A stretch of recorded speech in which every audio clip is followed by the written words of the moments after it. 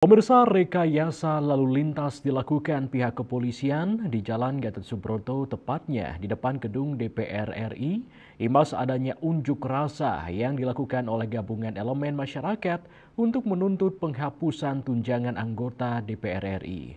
Masa pendemo akhirnya memblokade tol dalam kota, sehingga para pengendara roda 2 maupun roda 4 dialihkan ke jalan alternatif untuk sementara.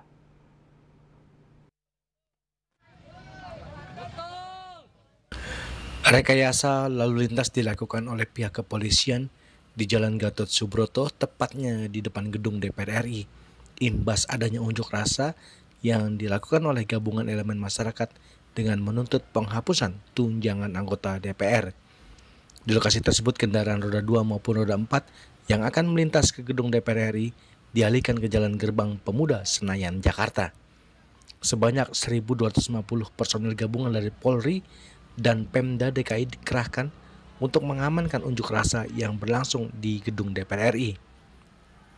Tak lama kemudian polisi tarik mundur para pendemo yang sempat ricuh dengan melemparkan batu dan botol ke arah petugas.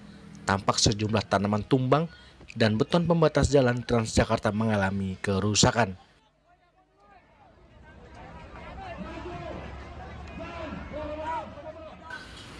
Tuntutan yang diusung oleh para demonstran dalam aksi ini mencerminkan ketidakpuasan yang mendalam terhadap kinerja para anggota Dewan Perwakilan Rakyat.